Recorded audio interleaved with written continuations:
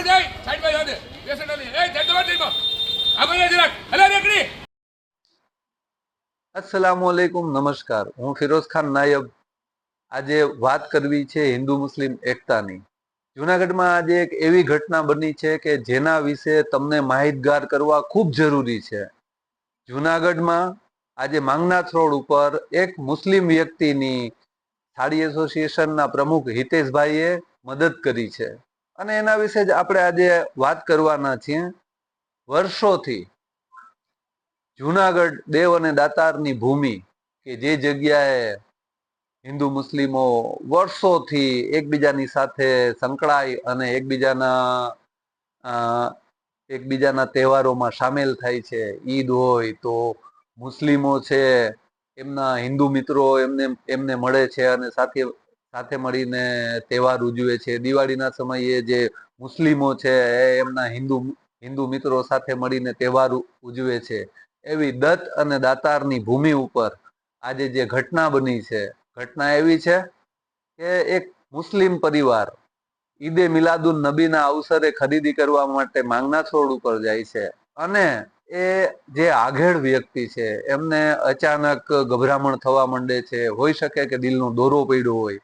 હવે જૂનાગઢના ટ્રાફિક એના વિશે તો તમે બધું જાણો જ છો। જૂનાગઢમાં કોઈ જાતના આયોજન વગર આપણે એ વાત અત્યારે નહીં કરીએ, પણ ત્યાં 108 કે કોઈ પણ જાતની એમ્બ્યુલન્સ પહોંચી શકે એમ નહોતી।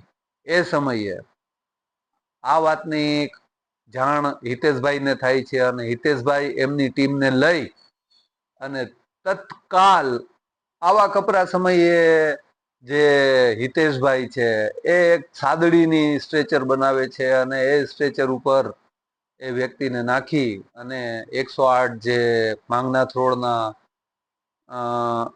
માંગનાથ રોડ જે જગ્યાએ પૂરો થાય છે ત્યાં ઊભી હોય છે, ત્યાં એ વ્યક્તિને હિતેશભાઈ અને એમની ટીમ પહોંચતા કરે છે। તો આવા લોકોને ફિરોઝ નાયબનું સેલ્યુટ છે, સલામ છે આવા લોકોને।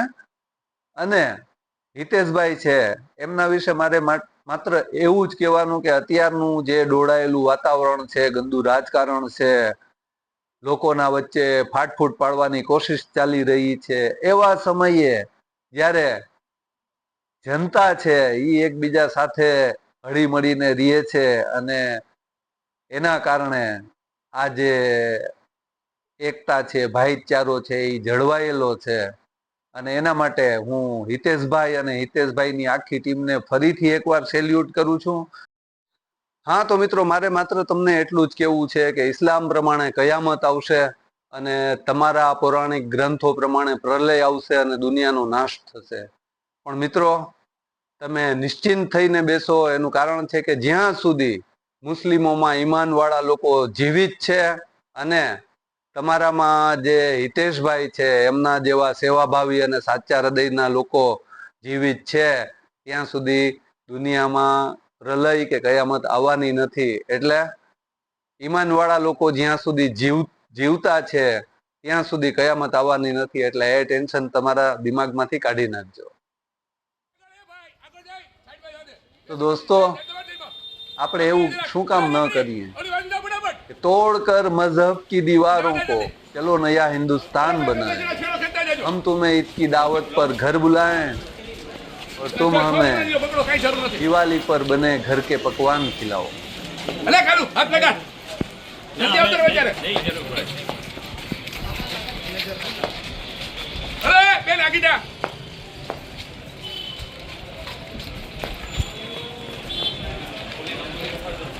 કઈ ના થાય કઈ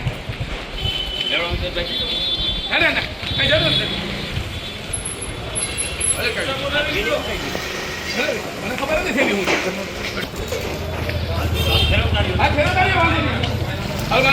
હાલો આગળ જાઓ।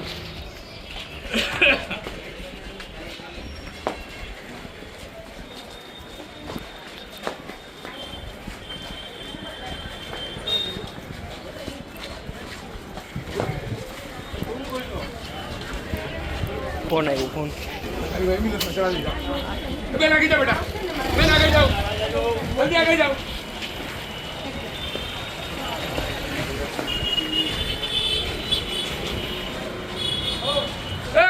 સાઈડમાં દેવા ને ભાઈ લઈ લે હાથું કઈ બાજુ હાથું વાળી બાજુ ફેરી નાખ ભાઈ ઉભારી લો બે ની આ બાજુ ફરી જાઓ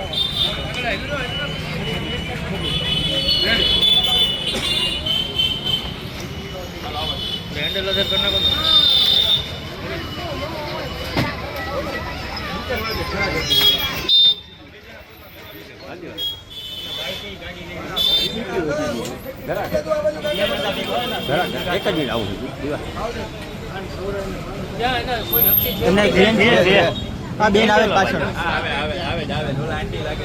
तो दोस्तों मेरा सिर्फ इतना कहना है, प्यार से प्यार का सामान बनाया जाए, जो है मुश्किल उसे आसान बनाया जाए।